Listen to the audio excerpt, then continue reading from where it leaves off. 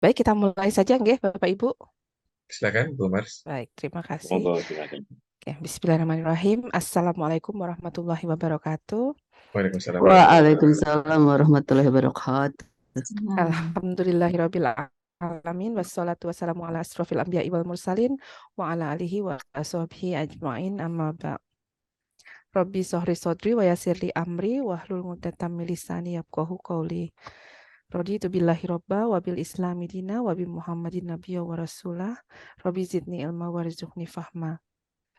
Ah, yang terhormat Pak Endro Dwi Hatmanto PhD selaku Kepala Lembaga Pengembangan Pendidikan Universitas Muhammadiyah Yogyakarta, yang terhormat Bapak Dr. Gatot Hari Priyowejanto, Koordinator Semeo Center Indonesia selaku narasumber kita pada siang hari ini, serta Bapak Ibu dosen di lingkungan Universitas Muhammadiyah Yogyakarta yang berbahagia. Terima kasih sudah bergabung di webinar yang diselenggarakan oleh LPP pada siang hari ini. Yang pada kesempatan kali ini kita akan membahas bersama-sama tentang inovatif digital learning atau pembelajaran digital yang inovatif. Marilah pertama-tama kita panjatkan puji syukur kehadirat Allah Subhanahu wa Ta'ala yang telah melimpahkan rahmat serta hidayah kepada kita semua, sehingga kita dapat berkumpul secara daring melalui Zoom meeting dalam keadaan sehat walafiat tanpa kurang suatu apapun. Nah, dalam acara webinar on innovative digital learning untuk seluruh dosen di lingkungan Universitas Muhammadiyah Yogyakarta. Nah, di sini sudah bergabung dengan kita dari Bandung ya, Bapak Gatot. Nah, tak lupa salawat serta salam selalu tercurahkan kepada junjungan kita Nabi Muhammad SAW, dan semoga kita semua mendapatkan syafaatnya kelak di hari akhir. Amin, amin ya rabbal alamin. Bapak Ibu yang berbahagia, kita sudah memulai semester baru, yaitu semester genap 2022-2023. Nah, waktunya untuk merefresh kembali pembelajaran kita untuk menghadapi perkuliahan selama satu semester ke depan. Nah, kita selama ini sudah menggunakan LMS untuk mendukung pengajaran kita, bahkan sebelum pandemi kita sudah menggunakan learning management system yang kita sebut MyClass. Nah, ini mungkin salah satu pendukung kita bisa melaksanakan pengajaran baik walaupun ketika kita di era pandemi. Nah, selain itu saya juga yakin sebagian besar Bapak Ibu juga sudah menggunakan teknologi digital lainnya untuk mendukung pembelajaran di kelas. Nah, adapun webinar ini kali ini diadakan sebagai upaya kami di LPP untuk membantu para dosen dan juga mahasiswa di lingkungan UMY agar dapat mengintegrasikan teknologi pendidikan dalam pembelajaran secara efektif dan efisien.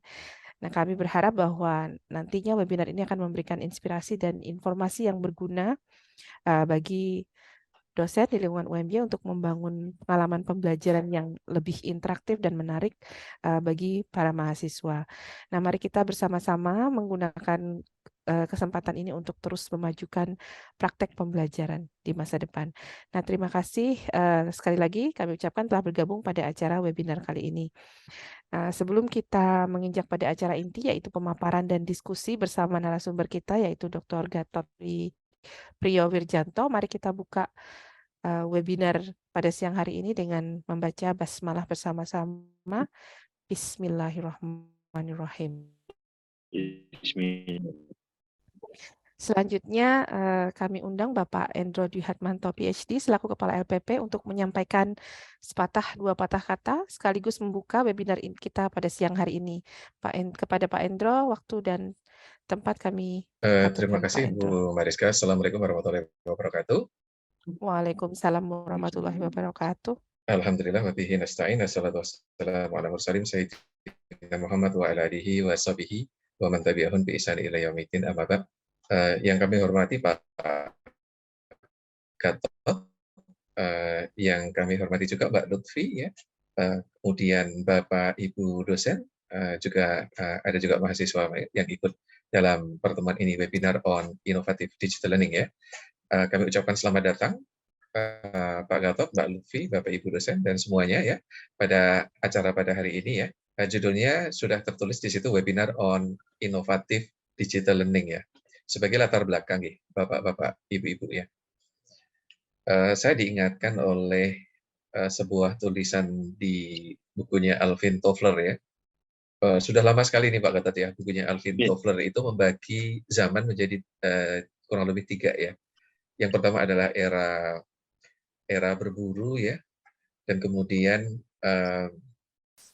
dari era berburu itu kemudian manusia itu menemukan ladang ya, sawah ya, dan kemudian mereka bosen ya berburu ya. Kemudian mereka menetap dan mereka menggarap sawah, kemudian juga membesarkan hewan-hewan ternak begitu ya.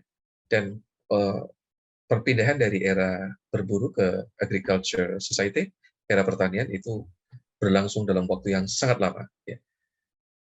Kemudian pada perkembangannya ada era industri ya, di mana kemudian masyarakat pertanian itu bertransformasi untuk bekerja di area-area atau wilayah-wilayah berbasis industri ya, dengan didirikannya perusahaan, pabrik-pabrik dan sebagainya. Kemudian juga digeneratori oleh perkembangan teknologi, dan itu perlu waktu yang sangat lama Bapak Ibu ya, untuk beralih dari era pertanian ke era industri. Nah, kemudian dari era industri, manusia kemudian bermetamorfosa, berevolusi secara kultural, secara teknologi, kemudian mereka berada pada apa yang disebut dengan era informasi ya, information society. Nah, sejak era information society dan perpindahan satu bentuk teknologi satu ke bentuk teknologi yang lain, the new invention, temuan-temuan baru, itu bergerak sangat cepat ya, sangat cepat dibandingkan dengan perubahan-perubahan di era-era selanjutnya.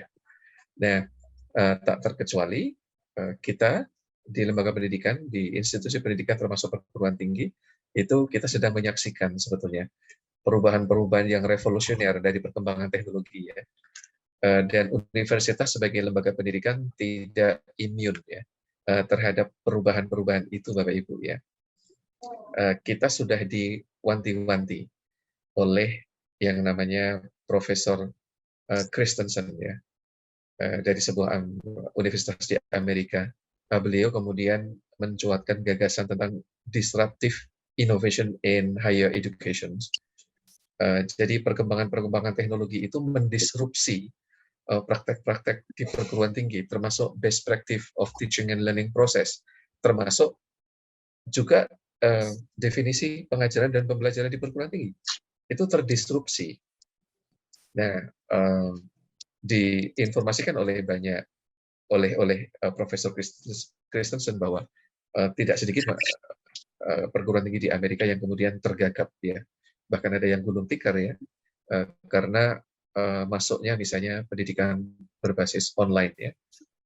Nah, sekarang ini kita menyaksikan misalnya perkembangan baru seperti metaverse ya, di mana ya nantinya metaverse ini akan semakin menguatkan pembelajaran jarak jauh ya. Yang tadinya kita cuma menghadapi layar yang flat screen kayak gini, but in metaverse you can actually communicate with your friends as if you are alive ya. You have a live communication, seperti komunikasi yang sebenarnya menghadapi orang gitu ya. Ini akan bisa menjadi revolusi dalam pendidikan ya, tidak lama lagi, dan bahkan sekarang ya. Tadi Pak Gatot cerita-cerita tentang metaverse ya. Nah, kemudian juga perkembangan artificial intelligence. Ini luar biasa. Ini memporak-porandakan dunia pendidikan dalam tanda petik ya. Barusan perkembangan terbaru misalnya AI ChatGPT ya. ChatGPT, when you can ask a lot of questions and ChatGPT can answer your question very easily and comprehensively. Oke, jadi adik-adik mahasiswa ini nanti kalau ada PR, kalau PR-nya itu pertanyaan-pertanyaan dari textbook ataupun dari case tertentu, masukkan saja ChatGPT, nilainya pasti bagus ya. Karena ChatGPT itu menjawab semua pertanyaan, termasuk high order thinking, analytical thinking, itu bisa. Nah, karena kemudian fenomena ini, saya membaca di New York Times, ada beberapa sekolah di Amerika yang kemudian memban ChatGPT karena mereka khawatir bahwa siswa-siswa mereka akan terlibat plagiarism dan nanti nggak berguna tuh guru-guru yang mengajar, karena apapun akan bisa didapatkan lewat chat GPT. Ya. Tetapi kemudian penulis-penulis lain juga memberikan kritik atas keputusan untuk memban ChatGPT itu di Amerika ya. Mereka menyarankan bahwa ChatGPT itu bukan musuh dunia pendidikan, tapi jadikan itu we have to incorporate artificial intelligence into our educational systems. Itu sebagai alat bantu ya. Kemudian dengan catatan bahwa kita perlu untuk merevitalisasi, mereformasi sistem pembelajaran pendidikan kita. Ya, otherwise, jika tidak, ya nanti kita akan tergagap-gagap, Bapak Ibu ya. Misalnya dengan ChatGPT ini, tentu akan ada perubahan paradigma kita dalam mengajar. Kalau kita misalnya hanya rote learning, hafalan saja, kita dilibas oleh artificial intelligence. Bahkan secara substantif, guru dosen tidak diperlukan lagi karena sudah ada ChatGPT ya. Maka yang menjadi tantangan adalah bagaimana kita itu bertransformasi menjadi pengajar-pengajar yang kemudian menjadikan artificial intelligence sebagai teman, sebagai instruments ya, sehingga justru dia akan bisa lebih membuat proses pembelajaran itu menjadi lebih menantang, lebih menarik, lebih sukses. Tentu perubahan pembelajaran sampai assessment itu memerlukan kreativitas ya dari kita semua Bapak Ibu ya. Nah, oleh karena itu dengan perkembangan artificial intelligence dengan metaverse dan sebagainya, maka kita harus termotivasi untuk selalu memperbaiki adopsi teknologi inovatif digital teknologi ini di dalam pembelajaran. Untuk itu pada hari ini tepat sekali kita mengundang Pak Gatot yang beliau memang pakarnya di dalam bidang digital innovations for education ya. Maka untuk tidak memanjangkan waktu supaya lebih efektif kita buka pertemuan hari ini dengan bacaan basmalah sama-sama. Bismillahirrahmanirrahim. Selamat mengikuti acara ini dari awal sampai akhir Bapak Ibu dan semoga bisa memperoleh manfaat ya. Terima kasih. Wa ukhra tuhibbunaha nasrun minallah wa fathun qarib wa basyiril mu'minin. Wassalamualaikum warahmatullahi wabarakatuh. Waalaikumsalam warahmatullahi wabarakatuh. Terima kasih Pak Endro. Ya memang benar kita tidak boleh tertinggal ya. Jadi kita harus mengikuti perkembangan. Baik, Bapak dan Ibu, selanjutnya kita akan langsung ke acara inti yaitu pemaparan tentang pembelajaran digital inovatif learning inovatif digital learning yang akan disampaikan oleh narasumber kita, Bapak Gatot Hari Priyowirjanto, yang merupakan koordinator Semio Center Indonesia. Bapak ini mau saya perkenalkan atau Bapak mau memperkenalkan diri sendiri, Bapak? Udah gitu aja, Pak. Udah saya Gatot. Panjang. Ini soalnya kalau saya baca CV-nya akan panjang ya. Jangan. Begitu. Tidak perlu ya. Baik, nanti Pak Gatot memperkenalkan diri dulu saja, nggih. Baik, Bapak Ibu, mari kita mulai webinar siang ini. Nanti kita akan sambung dengan sesi tanya jawab. Jikalau Bapak Ibu sudah ada pertanyaan selama pemaparan, bisa dituliskan di chat, di kolom chat, ataupun nanti bisa langsung raise hand ketika di sesi tanya jawab. Begitu nggih Bapak Ibu semua. Terima kasih. Monggo Pak Gatot, waktu dan tempat saya persilahkan. Terima kasih Bu Mariska. Yang terhormat Pak Endro, Bapak Ibu semuanya.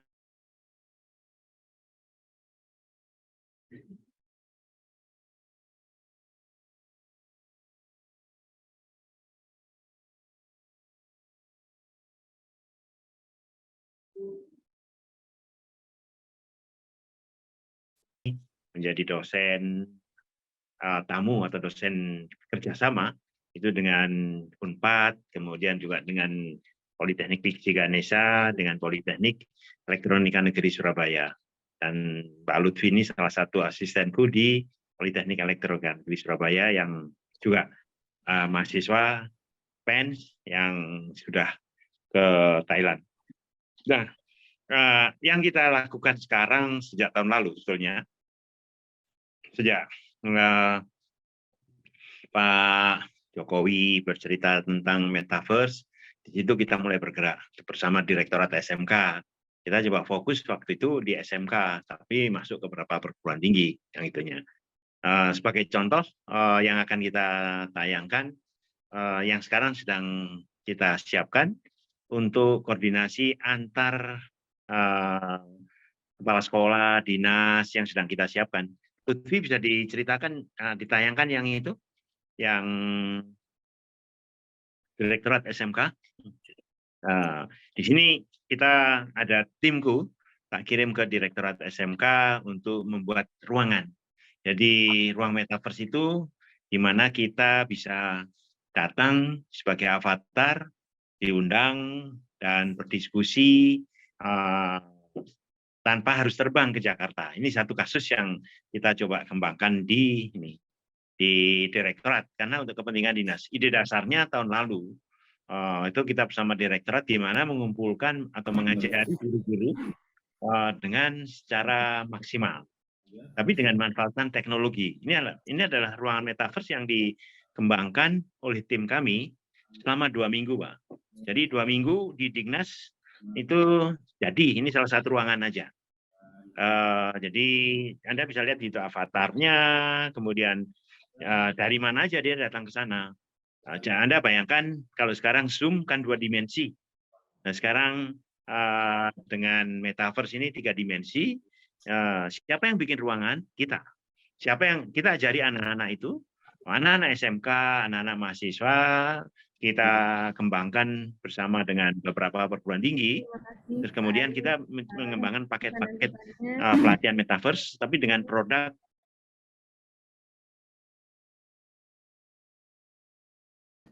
di metaverse itu sendiri. Dan sekarang menjadi mata kuliah metaverse di semester 1, Pak. Dan bahkan di SMA SMK kita ajarkan ini. Bagaimana membentuk itu. Ini bisa digedein suaranya, Lutfi. Ini satu contoh aja ini. Di ruangan di lantai 12 di Jakarta. Nah, ruangannya 90% sama. Anda bisa lihat itu dan bisa menjelaskan. Silakan. Bisa digunakan dan bermanfaat ke depannya. Terima kasih. Baik, terima kasih Bu Devita yang sudah memberikan sedikit kesan-kesannya. Jadi ini satu contoh di mana kita ajari orang-orang kepala sekolah atau siswa. Kopi yang sudah juga sudah tadi. Silakan Bu Kopi, kesan-kesannya. Alhamdulillah, terima kasih Pak Arif. Terima kasih juga untuk dari ini satu contoh pemanfaatan ruangan metaverse untuk rapat. Tapi di sini juga kita bisa buat untuk kita mengembangkan storytelling. Teman-teman avatar. Enggak, tapi belum secanggih Mas Rizky yang alhamdulillah bisa memperbaiki antara ini rekaman video ya, yang selama mereka datang ke sana. Ini satu contoh aja bagaimana kita bisa bikin Universitas Muhammadiyah Jogja, Pak. Itu dalam waktu 1 bulan lengkap seperti ini misalkan.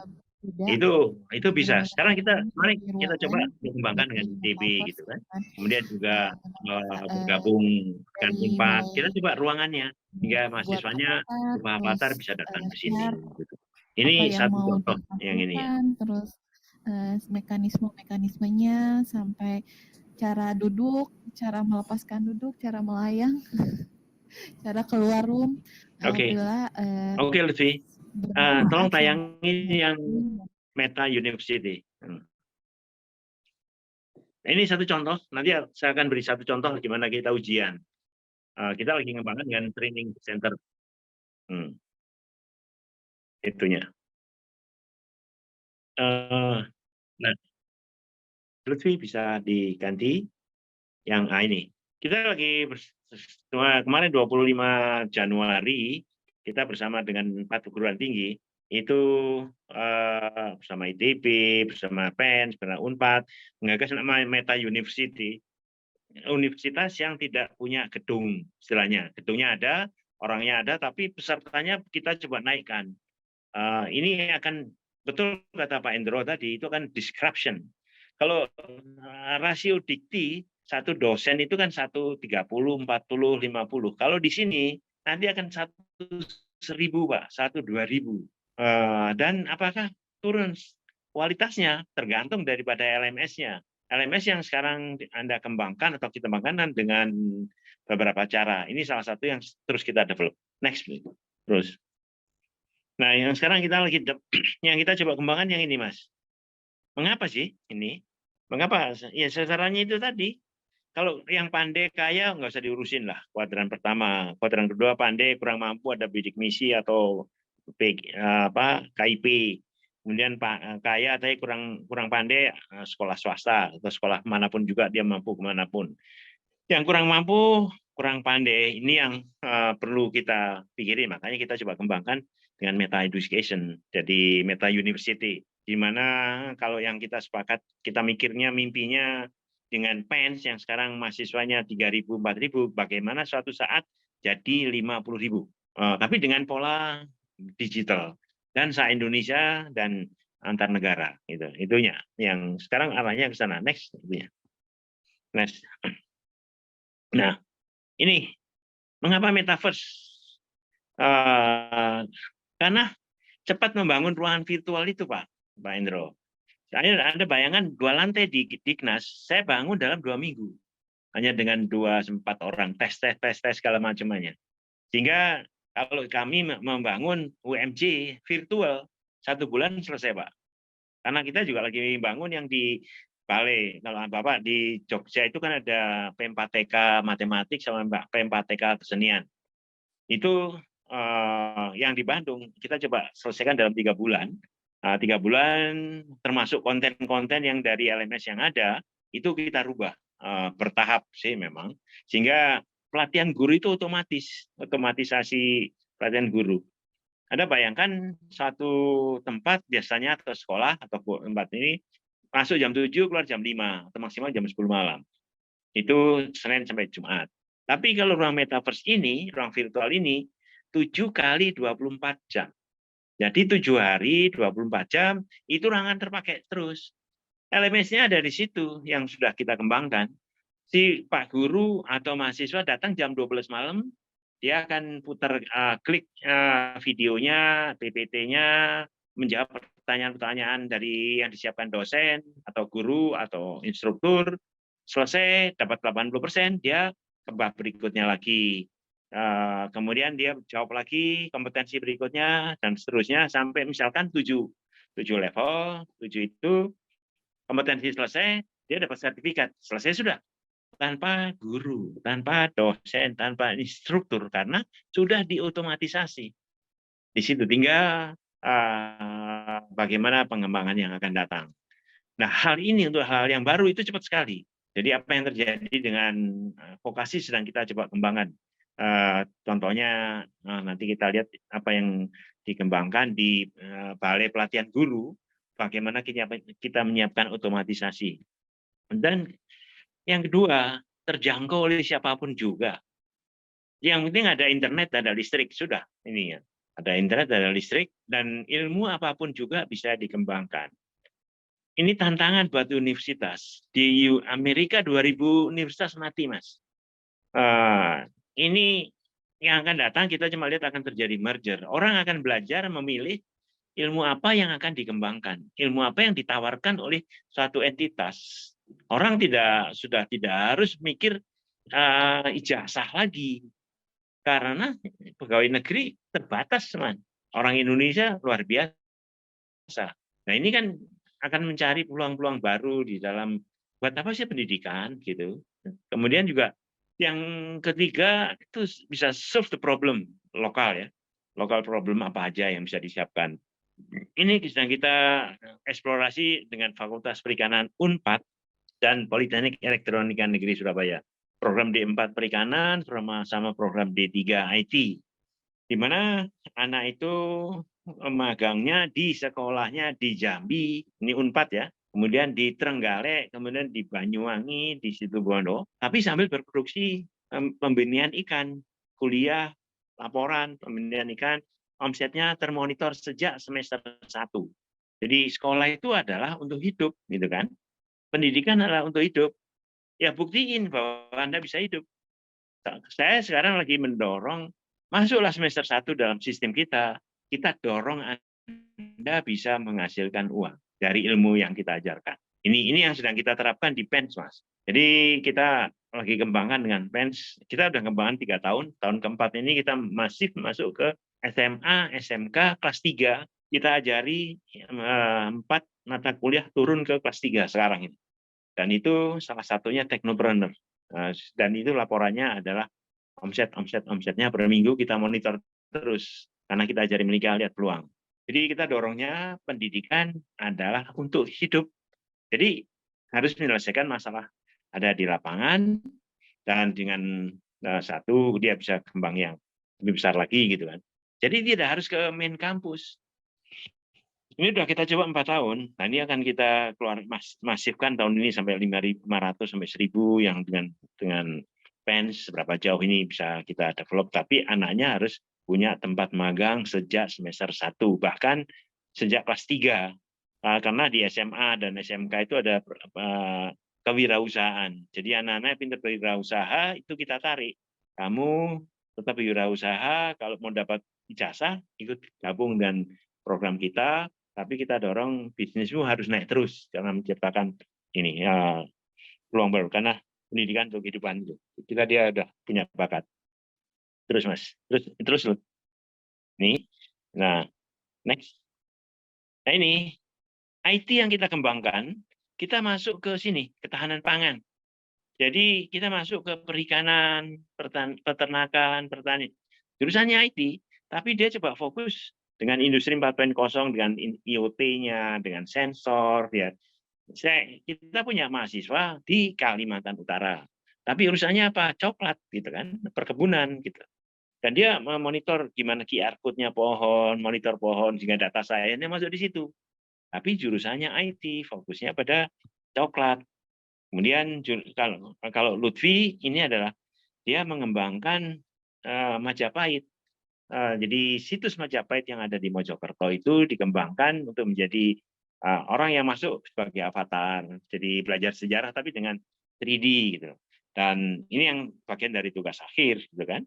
Kemudian yang lagi kita kejar, setiap sekolah anak atau mahasiswa yang ikut program kita, hukumnya wajib dia magang di sekolah untuk mengembangkan digitalisasi sekolah, atau kecamatan, atau desa, atau UMKM yang ada di sekitar situ ya.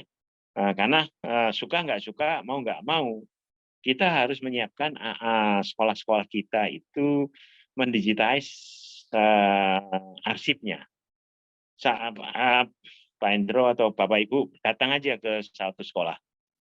Masuk ke TU, itu kan isinya lemarinya ada 5, 3, isinya Outner.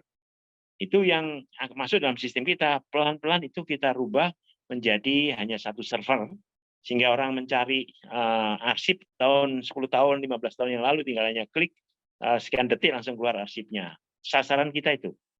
Kemudian juga tentang efisiensi pemakaian ruangan, efisiensi guru, efisiensi daripada manajemen, itu juga pelan-pelan kita siapkan, kita bangun itu. Itu yang digitalisasi sekolah. PMKM untuk mahasiswa kita dorong yang mata pelajaran teknopreneur itu dia mendampingi UMKM di sekitarnya, tiga UMKM, mencatat omsetnya, dia mempelajari, mendorong punya nomor induk berusaha. Mahasiswa yang ikut dengan sistem kita, hukumnya wajib punya NIB, Pak. Jadi nomor induk berusaha. Sehingga itu tanda bahwa mulai semester 1 atau kelas 3 yang gabung sama kita ajari bikin NIB, kemudian berbisnis, karena kita mengajarkan melihat peluang. Peluang di setiap saat di kelilingnya itu ada. Tinggal bagaimana melihat peluangnya. Ini yang terus kita memanfaatkan IT, memanfaatkan UMKM, mungkin duitnya kecil, 10.000, 100.000, tapi kalau dikumpulin, ditelateni, dikembangin, sambil kuliah, ya masalah tentunya. Termasuk yang pariwisata yang tadi aku cerita dengan Lutfi, ini yang sekarang ini dia mengembangkan Majapahit, itu adalah untuk pengembangan pariwisata. Mahasiswa yang lain dia mengembangkan Gunung Bromo. Jadi kalau Anda mau ke Bromo, bisa lihat video, atau bisa juga Anda sebagai avatar, ajak 5 orang, jalan ke lembah pasir, cerita sejarahnya, lembah pasir bagaimana, karena ini akan menjadi tempat latihan guide tanpa harus ke Gunung Bromo. Orangnya di Bandung, tapi dia bisa cerita tentang apa yang harus dilakukan di sana. Oh ini loh gunung ini tangga 150 tangga yang kawahnya Bromo dan sebagainya. Itu real. 80% persis kalau mau lihat aslinya, lihat aslinya. Tinggal 3D 360 kamera di setel. Tapi kita bisa ajak 5-10 orang menjelaskan tanpa harus ke sana. Ini yang dan ini menjadi tugas akhir dari anak. Tugas akhir itu mulai semester 1, Pak Hendro dan Bapak Ibu. Bukan pada semester 5-6, tapi kita sudah punya namanya masuk dalam sistem kita roadmap pendidikanmu mau kemana. Wah itu semua ilmu harus diserahkan ke sana karena pendidikan adalah untuk kehidupan. Ini yang kita kembangkan pemanfaatan metaverse atau skala teknologi supaya menjadi lebih efisien dan sebagainya. Next, nah berikutnya lagi. Nah, ini kita mengembangkan pola belajar luring dan daring. Daring karena narasumbernya itu dari Bandung, dosen dari Bandung, dari center kita, maupun dari Surabaya. Tapi subkampus kita sampai saat hari ini ada 225 SMA, SMK, madrasah aliyah, dan industri yang menjadi subkampus kita, Pak. Subkampus kita itu adalah orang-orang yang belajar secara online dalam sistem kita. Tinggal masalah apa yang ada di pabrik ini, masalah apa yang di sekolah, di perkebunan, IT-nya kita kembangkan, tapi hal-hal yang lain bisa kita develop bersama. Dan anak-anak ini harus taken kontrak dengan kita. Ya sejak begitu masuk semester pertama, roadmap-nya harus jelas dan tugas akhirnya, tugas akhir pembimbing 1 dari PENS, Politeknik Elektronika Negeri Surabaya, yang kedua dari Siamio, karena ini programnya kita kembangkan, yang bimbing ketiga dari lokal. Artinya lokal kalau dia promo ya industri yang ada di sana gitu, untuk memberikan masukan-masukan sehingga asetnya atau programnya atau metaverse-nya itu harus disempurnakan terus-menerus selama 6 semester dan mulai semester 1 atau semester 2 sudah menghasilkan uang dari tugas akhirnya itu. Ini yang karena ini basisnya adalah jasa dan produksi dan rupiah atau jasa dan rupiah. Jadi ini kita lagi kenapa metaverse? Ya karena pendidikan adalah untuk kehidupan. Apa yang bisa kita lakukan? Kita usahakan sedini mungkin mengenalkan anak-anak pada dia yang senangin. Roadmap-nya harus jelas di awal. Kalau enggak masih ragu-ragu dia harus memutuskan. Kalau enggak dia akan mengalami kesulitan, enggak fokus karena kita ingin fokus gitu. Ini yang dan harus tempat magang sejak awal 3 tahun. Itu yang kita syaratkan. Karena itu bagian daripada proses dia menyelesaikan masalah-masalah di mana dia tinggal atau bekerja intinya. Next please. Nah, ini yang kita sepakati. Jadi Pak Hendro, kita memang bermain dengan D4, diploma 4, sama D3. Ini saya cerita yang D3, di mana dari 110 SKS itu, misalkan kita Siamio dengan programnya menyiapkan 29 SKS, solve the problem. Di mana kita ITB kita ajak, 7 Siamio kita ajak, partner kita di Thailand kita ajak. Kenapa saya cerita Lutfi dia bisa ke Thailand karena kita punya partner yang minta diajarkan metaverse juga, dan kita bikin kelas paralel atau pengembangan antara Indonesia dan Thailand. Nanti bisa minta Lutfi aku ceritain. Next, berikutnya Vi. Nah, ini yang sistem yang kita kembangkan. Jadi PENS, ITB itu kita masuk ke kabupaten karena IT ya. Kemudian masuk kecamatan. Kita sedang masuk Mojokerto itu dengan 18 kecamatan. Kita dengan Kaltara, dengan Bulungan, kita coba masuk dengan Kawal Desa dengan 2 desa. Tapi adalah bagaimana memberikan informasi di Bulungan itu kepada sistem Kominfo yang ada di Kaltara, di Tarakan atau di Tanjung Selor. Tapi mahasiswanya ada di sana. Di desa itu untuk mengumpulkan data, mengupgrade menjadi website, datanya diinformasikan sehingga si lurah, kepala desa tahu apa yang sedang terjadi di daerahnya dia dan sebagainya. Ini satu contohnya gitu kan. Dan SMK menjadi salah satu subkampus yang saya ceritakan tadi. Kita punya hampir 220 yang tanda tangan dengan kita untuk pendidikan secara masif tapi solve the problem di lapangan. Iya, terus ya. Next. Ini yang tadi kita ceritain gedung, terus saja. Berikutnya ini contoh tadi, contohnya dari awal tadi ya. Next. Nah ini, nah kita cuma berikan contoh aja. Saya menggaris bawah ini. Anak-anak itu ada di tempatnya masing-masing. Jadi kayak pandemi waktu itulah. Itu kan in the cost pasti nol kan. Nah ini sekarang by system. Tapi sambil dapat lapangan kerja, sambil menyelesaikan pekerjaan itu.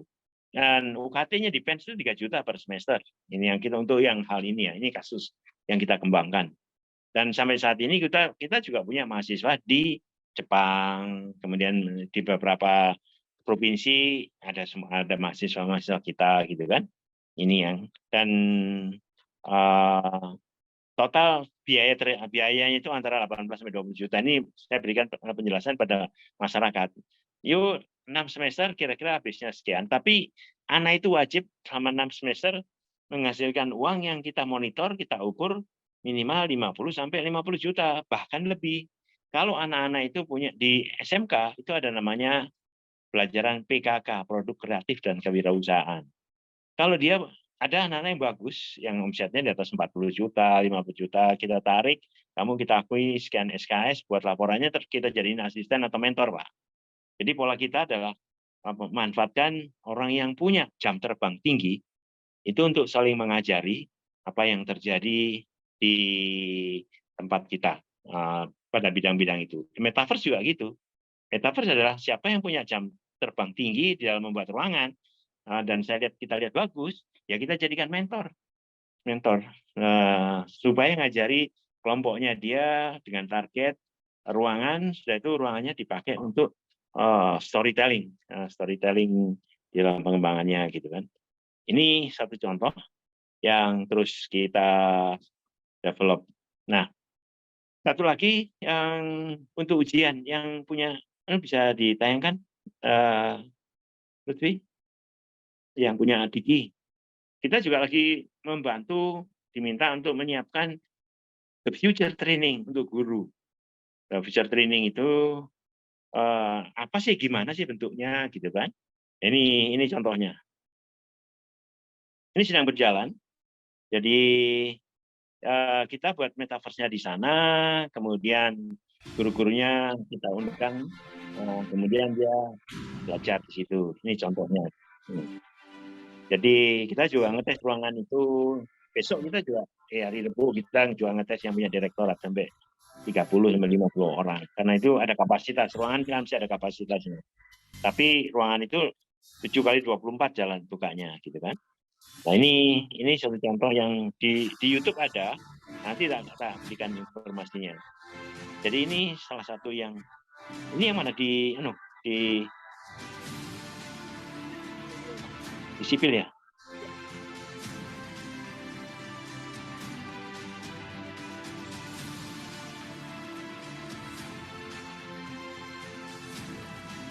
Ini gedungnya yang di Cimahi, kita buat gedungnya, kemudian di dalamnya kita buat tes untuk ngetes guru-gurunya. Jadi gurunya datang berupa avatar, kemudian mendengarkan penjelasan,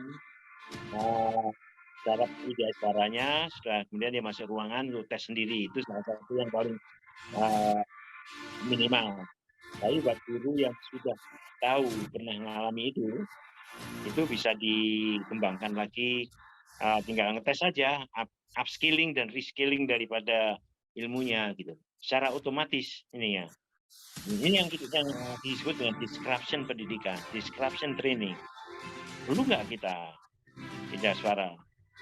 Apa yang diperlukan di masa mendatang adalah maestro yang dia memang ahli di bidangnya, yang dia punya jam terbang tinggi baik teori maupun praktek. Nah ini Dan pertanyaan berikutnya lagi, ilmunya berlaku nggak? Ini yang menjadi perdebatan kita. Kalau saya mengambil ilmu kalian, ada garansi saya dapat kerjaan dengan gaji tinggi nggak? Nggak ada yang bisa jawab. Tapi kalau kita yang jangka panjang harus bisa berani. Kami ikut ambil 1, 2, 3 kombinasi ini, kami bisa dapat kerjaan dengan gajinya sekian. Di sini kerjaannya. Itu. Jadi kita mencoba membuat hal-hal yang agak lain gitu di dalam program-program yang lain itu.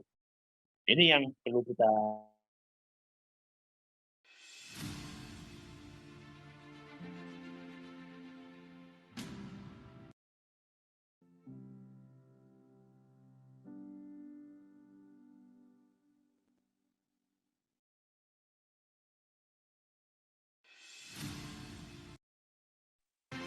mana terlempar.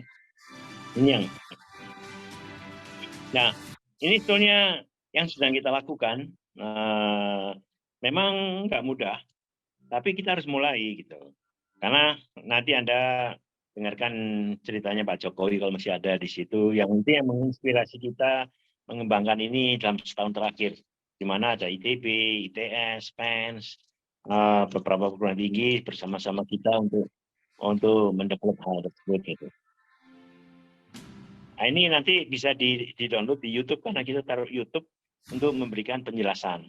Tapi bagaimana membangun ruangan ini, membangun konten, ya bersama kami ini bisa kita ajarin atau sharing untuk ini. Yang jelas mahasiswa tingkat 1 dari joint program Siamio dan PENS ini salah satu skill yang wajib dia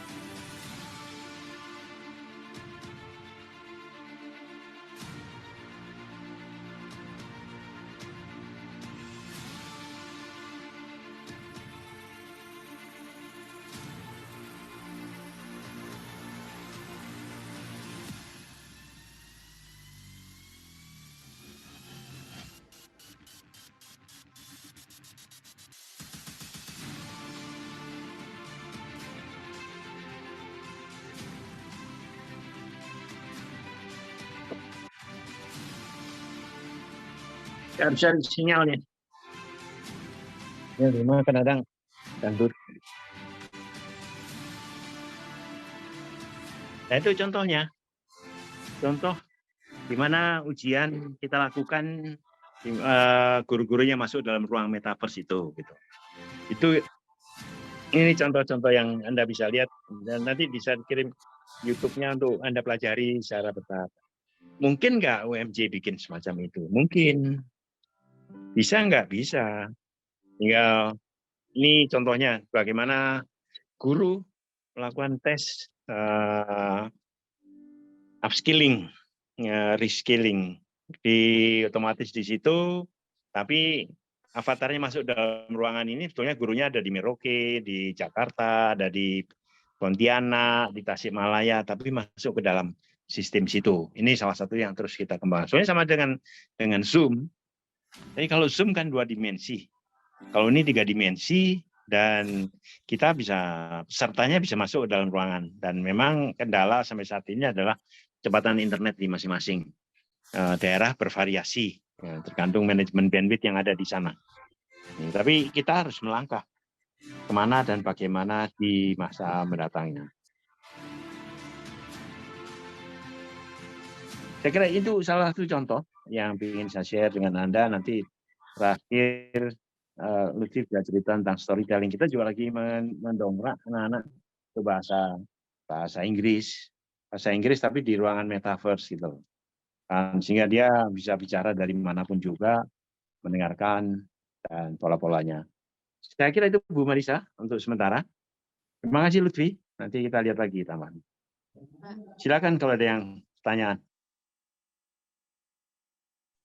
Sambil itu Baik, diputar terima nggak apa-apa. kasih Pak Gatot. Menarik sekali ya. Itu tadi penjelasan Pak Gatot tentang metaverse. Nah, kemudian tadi Pak Gatot menyinggung sedikit ada proyek yang untuk apa Pak? Literasi. Mungkin Mbak Lutfi mau cerita dulu sekalian.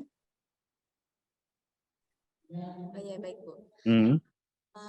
Menyambung program Pak Gatot yang tadi. Oh yang Pak. itu antar negara, Indonesia Thailand. Silakan, Ya. Lutfi. Saya sedikit sharing kepada Bapak Ibu dan juga mungkin teman-teman. Waktu bulan November tahun lalu, saya dikirim oleh Pak Gatot ke Thailand kurang lebih 1 bulan, dari bulan November sampai dengan Desember. Nah, di sana kami dengan beberapa college, ada 4 college di Thailand, salah satunya dari Bangkok, ada 2 college, dari Bangkok 2 college, dari Provinsi Kalasin ada 1 college, dan Provinsi Nong Bua Lampu ada 1 college lagi, jadi 4.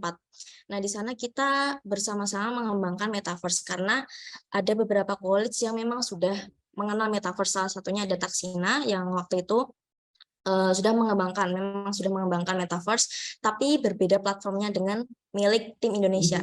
Kalau dari tim kami sendiri itu pakai platform namanya Mozilla Spoke sama Mozilla Hubs, tapi dari Thailand itu mereka menggunakan platform milik Spatial.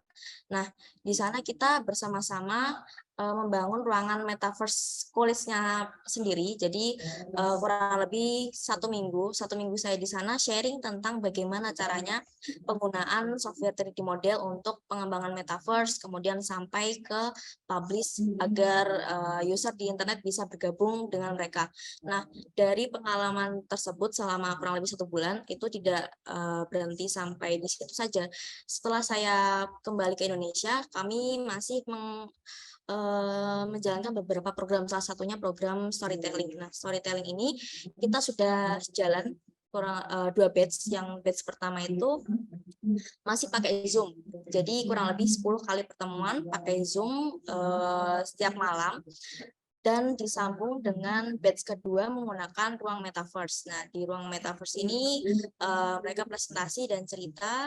Nah, itu juga sama 10 kali pertemuan. Setelah itu nanti di bulan Maret ada lagi event storytelling, tapi kami pangkas lagi waktunya karena setelah dimonitoring kurang efektif. Jadi seminggu 3 kali untuk yang awal bulan Maret sampai dengan akhir Maret. Nah, lalu ada lagi program presentasi metaverse yang sudah mereka lakukan selama kurang lebih 3 bulan ini. Nah, mereka nanti akan presentasi tentang metaverse yang sudah mereka kembangkan selama saya tinggal di sana, dan juga apa saja yang sudah mereka lakukan di dalam metaverse tersebut. Nah, tidak sampai situ juga, karena setelah kami lihat di program storytelling ini manfaatnya cukup besar, karena dari tim saya sendiri itu banyak teman-teman yang public speaking-nya mungkin belum pede, apalagi menggunakan bahasa Inggris. Nah, di dalam metaverse ini, karena metaverse itu sifatnya universal, jadi dimanapun, kapanpun, dan siapapun yang mempunyai link, tidak terbatas oleh negara dan waktu juga, mereka bisa mengakses link tersebut tanpa ada administrator yang membukakan linknya. Kalau Zoom kan perlu admin yang membukakan atau perlu host untuk membuka ruangannya. Tapi dengan metaverse ini mereka bisa bergabung selama mereka memiliki link tersebut.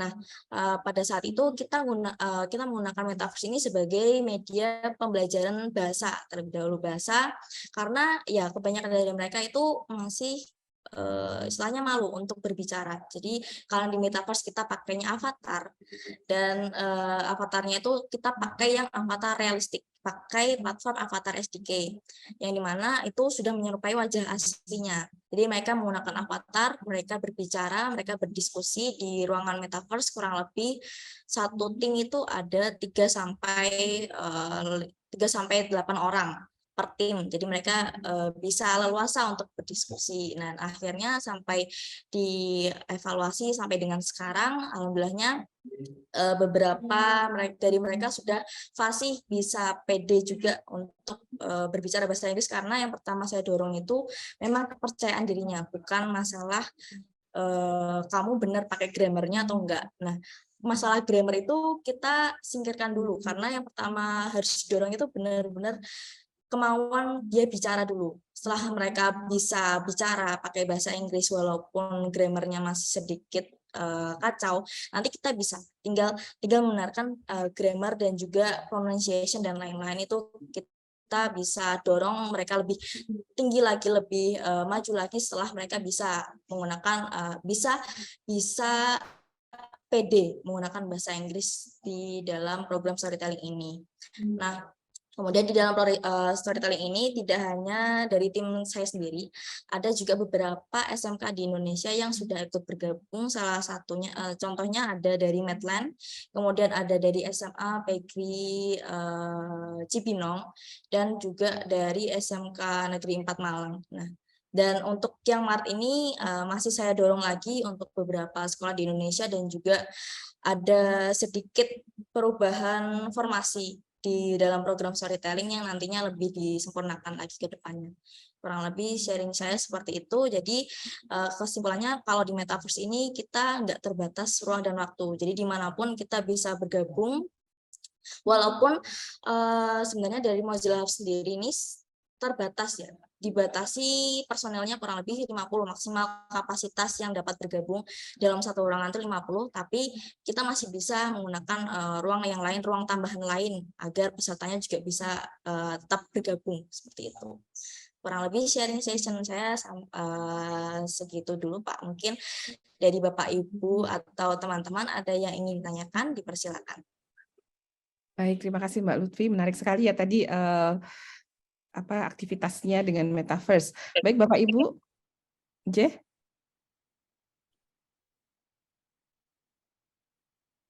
Oh. Silakan kalau ada pertanyaan. Baik, monggo Bapak Ibu kalau ada pertanyaan.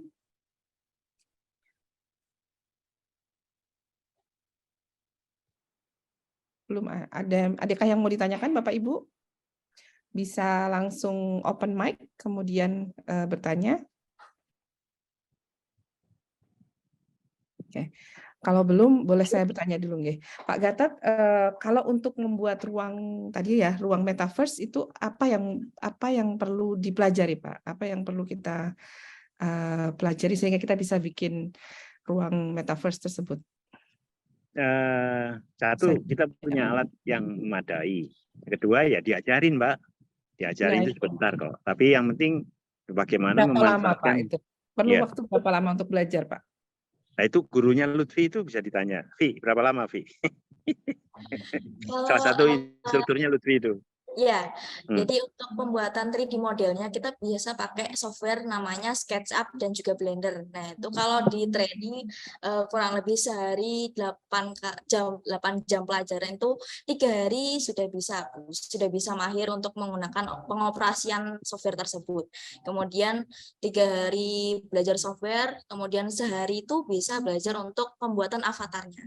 Avatar yang basic maupun yang realistik, kemudian uploading ke Hubs atau ke Spoke itu juga cukup mudah sebenarnya, hanya beberapa jam saja cukup. Jadi untuk keseluruhan totalnya seminggu sebenarnya kalau misal memang mahasiswanya niat dan emang tekunnya bisa insya Allah 1 minggu. Minggu itu sudah bisa bikin virtual ruang Metaverse-nya tadi ya? Betul. Ya. Dan untuk mengaplikasikannya atau mengimplementasikannya begitu? Itu juga cukup mudah karena seperti Zoom, Bu. Jadi kita pakai link, kemudian diklik, nah itu kita udah bisa masuk, sudah bisa berkomunikasi, berinteraksi hanya dengan pakai link tersebut. Itu pun bisa diakses menggunakan HP dan juga laptop. Okay. Kalau pakai Oculus VR itu lebih bagus lagi, Bu. Lebih dapat vibes-nya. Oke, jadi mahasiswa tadi bisa join menggunakan HP ya, bisa dengan Oculus juga itu lebihan. Kalau untuk ininya, untuk gurunya atau dosennya itu apakah harus menggunakan semacam Oculus itu atau HoloLens atau bisa dengan HP juga, Pak? Kalau dosennya sih saya sarankan pakai itu ya, pakai Oculus biar lebih kerasa pas Metaverse-nya, karena kalau lewat HP maupun laptop itu kan tidak terlihat tangannya. Jadi kalau mau kelihatan tangan atau bisa lebih interaktif avatarnya, kita bisa pakai bantuan Oculus atau VR-nya itu. Oke, baik. Terima kasih Mbak Lutfi. Bapak Ibu, apakah ada yang mau ditanyakan? Monggo Bapak Ibu. Kalau tidak, nanti... Ganti aku yang nanya, Bu Marisa. Baik. Apakah UMJ ada satu kelompok kecil yang bisa dikembangkan untuk men-trigger nanti yang akan datang? Ataukah UMJ membiarkan hal ini terjadi, terus kemudian mahasiswa diambil oleh orang lain? Nah, itu. Pak Endro bisa bantu saya jawab, Pak Endro?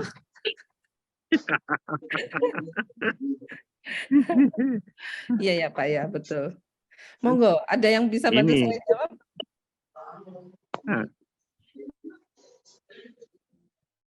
Halo, Assalamualaikum. Waalaikumsalam warahmatullahi wabarakatuh. Nah, saya ingin tadi pertanyaan menarik ya dari Pak Gadot itu. Saya pikir memang UMB perlu mengadopsi teknologi ini. Yang pertama itu karena kesempatan belajar itu sangat terbuka sekali dengan berbagai cara dan metode. Meskipun sebenarnya untuk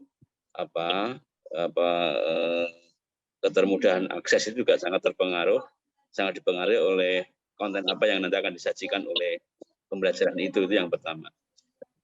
Kedua, Bu Mariska, saya pikir teman-teman di UMB sudah ada yang mulai menggunakan ini kan. Saya beberapa kali melihat Pak Bambang dan teman-teman itu memperagakan penggunaan metaverse, khususnya yang berhubungan dengan Universitas Iber Muhammadiyah itu sudah menggunakan ini sebagai satu bagian media pembelajaran.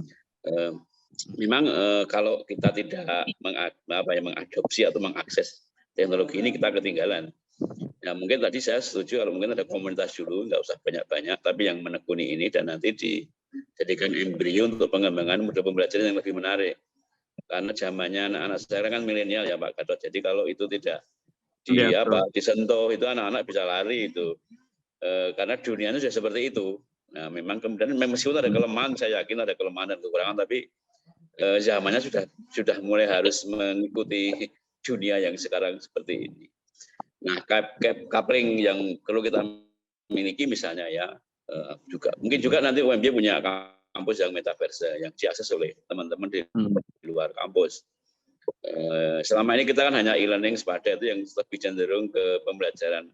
Tapi kalau yang sifatnya lebih luas lagi, mungkin perlu ada kampus UMB yang sifatnya membeli dana dengan berinteraksi dengan kampus-kampus virtual yang lain yang ada di metaverse. Ya, setuju sekali. Saya kira itu sekitar itu.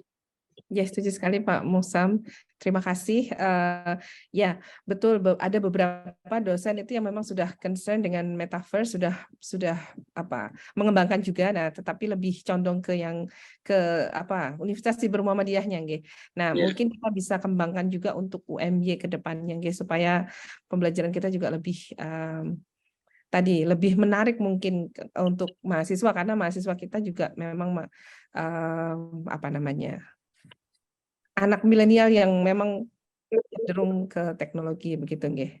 Itu tadi Pak Gatot, begitu Pak Gatot penjelasannya.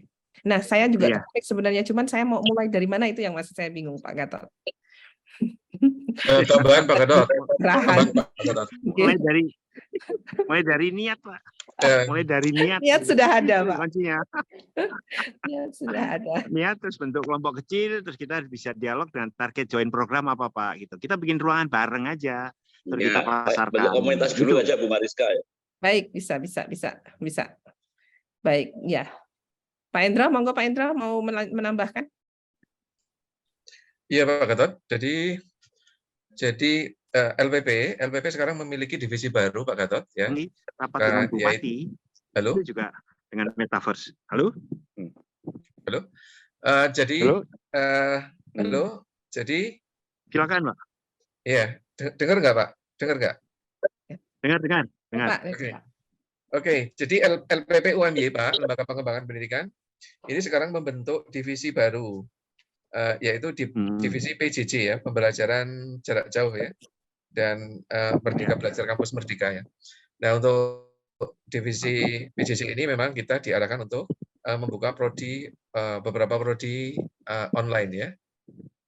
Nah, ini sebagai cikal bakal nantinya kita juga akan mengembangkan metaverse itu, Pak. Jadi karena sekarang kita membaca tren ya, bahwa online learning itu akan semakin banyak diminati, itu sekaligus menjawab tantangan disrupsi itu ya, Pak ya. Jadi kami juga telah kemudian melakukan pengamatan dan observasi di lembaga-lembaga pendidikan universitas yang sudah membuka online, itu ternyata mahasiswanya banyak, dan sekarang kita juga baru membuat survei pasar tentang minat anak-anak itu melanjutkan di anak-anak SMA terutama tentang ketertarikan mereka pada online ya, prodi yang membuka jurusan online ya. Nah, kemudian untuk metaverse ini memang kita sekarang ini intens berkomunikasi dengan USM, Mbak ya, Universitas Cyber Muhammadiyah. Universitas Cyber Muhammadiyah itu miliknya Muhammadiyah, Pak.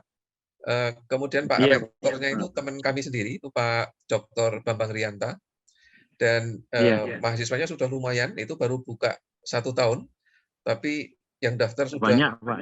Iya, yang daftar sudah ribuan itu, Pak. Nah, kemudian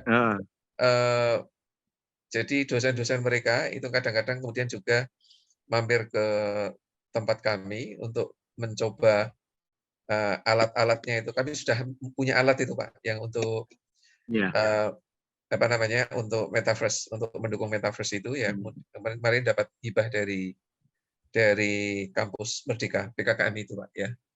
Nah, tentu kemudian metaverse pengembangannya ini dan kesempatan untuk kemudian mengintegrasikan dengan online learning yang akan coba kita inisiasi ini nanti akan sangat berguna, Pak ya. Nah, tentu dengan masukan-masukan dari pakar seperti mengundang panjenengan Pak Gadot ini, kemarin juga kita mengundang Pak Bambang Rianta, dan terus akan kita sebarkan virus-virus ini, Pak. Ya, sehingga nanti sehingga nanti betul, Pak, kita lebih aware ya, dosen-dosen akan lebih aware, kemudian juga semuanya ya, sivitas akademik akan lebih aware dengan urgensi untuk membangun teknologi inovatif digital technology ini, termasuk di dalamnya adalah metaverse ini, Pak ya. Demikian, Pak, tambahan dari kami. Terima kasih, Pak. Terima kasih, Pak Indro, pemasukannya. Memang sekarang ini kita sinergi dengan beberapa perguruan tinggi, Pak, karena ini tidak bisa dikerjain sendiri. Terutama konten-konten, dan kita juga sinergi dengan industri. Industri mau SDM kayak gimana? Karena salah satu perusahaan yang berpartner dengan kita, dengan PENS itu, sasarannya adalah karyawan industri yang 2 tahun kontraknya habis. Itu salah satunya diajari dengan metaverse ini akan lebih mudah, Pak, intinya. Jadi kan kita punya industri banyak sekali tuh, dan mereka itu kan kebanyakan kontrak 2 tahun pindah, kontrak 2 tahun pindah, dan mereka juga punya angka untuk dia bisa kuliah lagi, tapi tanpa meninggalkan pekerjaan. Ini juga sasaran yang kita upgrade karyawan-karyawan di industri, itu salah satunya yang kita harapkan. Itu sih. Tapi yang penting ya kontennya, konten di mana konten itu yang kita garap sekarang, kita gandeng industri, Pak. Ya, industri itu apa? Ya sudah, itu yang kita fokus di situ, yang lainnya kita skip aja, sehingga anak-anak yang belajar dalam sistem kita langsung magangnya di industri yang dia memerlukan SDM itu, dia bisa monitor dan dia bisa tangkap sebagai calon karyawan dan karyawannya itu sejak semester 1 atau semester 2. Ini salah satu yang terus kita develop. Karena kita coba kembangkan roadmap setiap orang yang masuk dalam sistem PENS atau Unpad, itu dia harus tahu betul, you mau kemana, belajar apa aja. Ini belajar sini. Bukan tergantung dari kurikulumnya, tapi kan mereka belajar dia bisa milih kemana aja. Tapi catatannya adalah dia harus ada tempat magang, dia bisa untuk hidup. Sekolah itu, kuliah itu untuk hidup, Pak, tentunya. Dan itu harus dibuktikan, gitu. Belum sampai lulus, tapi dia udah buktikan bahwa saya bisa, Pak, kembangin ya, kayak Lutfi ini aja, dia mahasiswa PEN, ya dia survive selama semester 1, semester 2, survive. Nah, ini yang kita bikin pola semacam ini, Pak. Kira-kira gitu tambahannya. Baik, terima kasih Pak Gatot. Bapak Ibu, apakah ada lagi yang mau ditanyakan atau mau ditambahkan? Saya mau sedikit bertanya soal informasi aja ke Pak Gatot ya. Kampus Indonesia yang sudah menggunakan teknologi ini secara maksimal atau optimal di mana, Pak? Kami ada Siamio lagi masuk ke 3 perguruan tinggi, Pak. 1 di Unpad Perikanan, yang kedua di Piksi, yang ketiga itu PENS tapi yang PJJ. Karena PENS punya izin D3 IT PJJ, itu yang semester 1 kita masukin, Pak. Mulai semester 1 itu syarat dasar dia harus ngerti metaverse, dan karena ruangan kuliahnya di metaverse, belajar bahasa storytellingnya di metaverse. Itu yang sekarang. Tapi SMK sudah sekitar hampir 250-300-an yang sudah kita latih tahun lalu. Dan targetnya pemerintah itu antara 1.400. SMK PK itu yang jadi sasaran kita. Kita bantu mereka mengembangkan metaverse sekolahnya. Dan sekolah-sekolah itu akan tersambung dengan Siamio maupun direktorat. Tadi yang saya tunjukkan itu ruang-ruang direktorat di kementerian. Itu nanti sekolah-sekolah yang sudah punya ruang metaverse akan kita sambungkan ke situ. Sehingga dan tiap sekolah kita tanya apa keunggulanmu sehingga orang datang ke situ. Ini menjadi tantangan buat kepala sekolah atau pimpinan satu institusi. Apa keunggulan saya dibandingkan yang lain sehingga orang itu datang ke tempat dia. Ini yang juga tantangan buat dosen kita, Pak. Dosen kita di semua perguruan tinggi kita akan tanya, kalau belajar sama Anda, apa garansi saya dapat lapangan kerjaan atau saya dapat ini? Tidak hanya ilmu saja sekarang, karena ilmu di internet banyak sekali, Pak. Dengan ChatGPT itu kita udah nyoba beberapa kali bikin proposal itu hanya 4 jam selesai, Pak. Diselesaikan. Biasanya dulu kita bikin proposal untuk prodi baru itu seminggu gitu ya. Cari sana. Sekarang itu dengan ChatGPT itu 2-3 jam jadi, Pak. Garis besarnya tinggal dihalusin aja. Iya. Udah kita buktiin itu, Pak. Iya. Saya juga udah praktek, Pak, itu. Iya, makanya. Oke. Makasih, Pak Gatot. Iya, monggo, Mas. Iya. Oke, baik. Terima kasih Pak Musa, Pak Gatot. Ada lagi Bapak Ibu? Oke. Ya, ChatGPT ini memang mempengaruhi banyak hal ya, Bapak. Iya. Betul. Jadi ngapain kita kuliah? Tanyanya itu aja. Ada ChatGPT, begitu tahu triknya, ngapain kita kuliah? Karena ilmu ada di situ semua. Itu dia, Pak. Berarti untuk apa, Pak? Berarti untuk hidup itu tadi ya, Pak ya? Iya, untuk hidup. Jadi kita harus mulai mikir. Kita kuliah bisa belajar itu apa? Apa yang diperlukan masyarakat sehingga masyarakat mau bayar kita? Itu yang penting. Bukan ilmunya. Ilmu apa yang cocok gitu. Ya relevansinya sih. Ya, relevansinya betul. Baik, Bapak Ibu masih ada yang mau ditanyakan?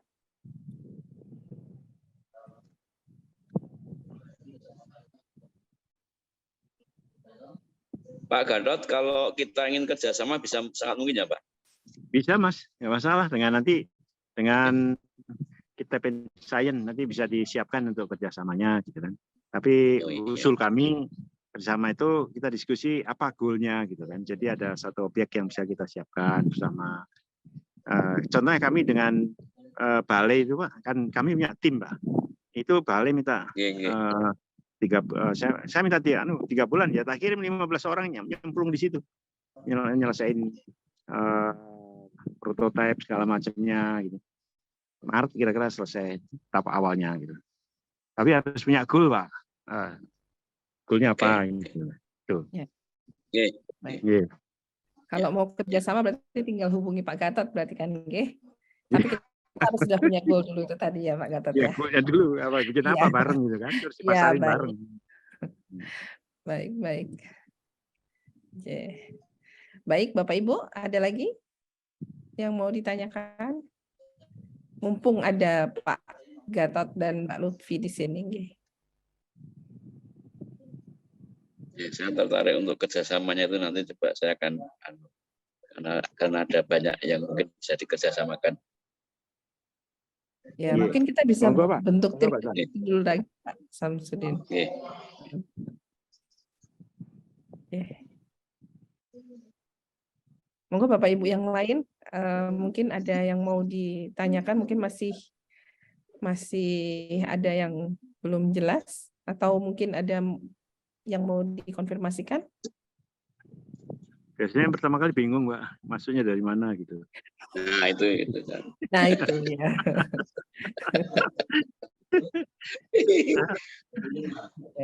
Saya juga masih bingung, Pak, sebenarnya. Ini, Mbak Marisa, maksudnya dari bahasa Inggris saja. Anda kan jurusan bahasa Inggris atau apa ya? Anda jurusan apa sih? Saya jurusan bahasa Kita bahasa coba Inggris, pendidikan bahasa. Ya, gini, ini usul aja nih. Nanti dalam zaman itu anak-anaknya kita ajari, mahasiswanya, terus kemudian adu balapan aja. Pandai yang bahasa Inggris. Atau contoh gini, kita mau nyoba enggak? Anak-anak semester 5, 6, 7, itu kita ajari metaverse, kemudian kita kirim ke Asia Tenggara. Itu juga salah satu yang lagi kita incer. Aku lagi menghubungi beberapa perguruan tinggi. Kenapa? Karena di Thailand contohnya juga banyak yang memerlukan guru. Tapi guru yang pintar bahasa Inggris. Nah, mahasiswamu yang semester 6, 7, 8 bisa kita ajarin, misalkan ya, semester 6 harus jadi dengan Merdeka Belajar Kamus Merdeka kan bisa 3 semester kan. Nah, semester ke-6-nya itu kita ajari metaverse-nya semaksimal mungkin, terus kemudian 1 semester di tempat kita, atau nanti kita taruh di Thailand. Nah, kita kirim ke Thailand kayak Lutfi tadi gitu kan. Kalau dia ternyata di sana 1 tahun bisa ngajari sana dan nggak usah pulang untuk ujian akhir, lulus ya biar kerja di situ gitu loh. Itu salah satu yang mungkin. Aku lihatnya lebih cari peluang itunya. Tapi anaknya yang mau gitu loh. Yang mau dia merantau gitu. Tinggal diumumkan. Baik, kami diskusikan ya. berarti. Betul. Ya, bisa. Baik. Monggo Bapak Ibu yang lain. Ini untuk prodi ada apa? Terima kasih tadi Pak Gatot sudah ngasih 1 ide. Nah, nanti mungkin kami diskusikan di prodi gitu ya. Semoga nanti ada yang bisa ditindaklanjuti begitu. Ya. Tadi ada yang tanya tentang token. Kita nggak keluarin tokennya, Mas. Bapak Ibu, kita kerjasama dengan MetaEdu. Jadi memang kita punya token MetaEdu yang kita develop bareng bersama industri. Yang anak SMK yang kita latih, itu kita kasih tokennya 10 gitu untuk instrukturnya gitu kan. Ya, itu untuk interaksi, untuk dia masuk ke ruangan metaverse kita, bayarnya 1 tokennya 1 gitu. Untuk mengenalkan mereka gitu. Dan itu udah jalan. Ya, kita yang dari 250-an SMK institusi itu sebagian besar udah kita ajari pakai token 1 itu. Kemudian mereka juga kita ajari untuk berinteraksi memanfaatkan uang. Jadi etiket bagaimana, aplikasi gimana. Jadi metaverse ini kita bandel dengan bagaimana menjual ruangan, menjual produk, tapi aplikasinya kita kembangkan, tidak ikut Shopee atau Bukalapak dan sebagainya. Memang baru kita coba kemarin dengan beberapa kawan-kawan itu, termasuk mungkin lebih bisa cerita sedikit yang itu, yang di Mojokerto yang tentang keuangan. Karena ilmu itu kan harus dipasarkan. Tapi pasarnya kan dengan teknologi yang ada sekarang kan orang tinggal klik handphone, uangnya muncul gitu kan. Iya. Ya, waktu kemarin, baru sejak kemarin minggu kemarin, hari Kamis dan Jumat itu sudah di testing di SMK Pegri Soko Mojokerto. Untuk aplikasinya sendiri itu memang dari buatan tim kami, kreatornya Anifa dan juga Putra, yang sudah di testing itu tinggal hampir sama seperti aplikasi e-commerce lainnya. Jadi ada user dan juga ada adminnya, yang nanti admin tersebut bisa memasukkan produk-produk SPW atau PKK-nya. Kemudian kita menggunakan sistem pembayarannya masih menggunakan QRIS atau menggunakan Dana ya Pak ya. Dan itu masih di trial dan error, masih versi beta yang nantinya akan dikembangkan untuk SMK-SMK di seluruh Indonesia, dan akan terintegrasi juga di Metaverse, rencananya seperti itu.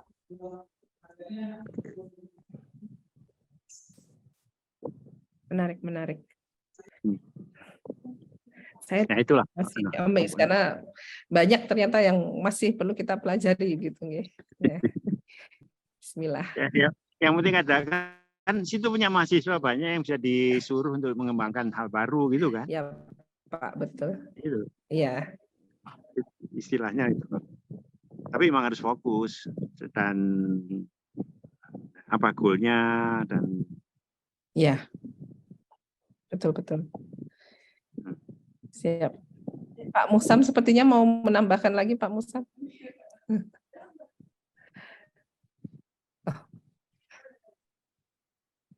Masih di mute, Pak. Oke, baik. Pak Musam masih mute, masih muted. Oh iya. Saya kebetulan juga ditugasi oleh UMY untuk mengembangkan kampus di Jawa Barat, Pak. Yang nanti mungkin bisa coba saya yang mungkin bisa dikerjasamakan apa dengan Pak Gadot nih, kalau mungkin saya akan komunikasi nanti dengan Pak Gadot atau staf Bapak yang ditunjuk untuk memungkinkan hal yang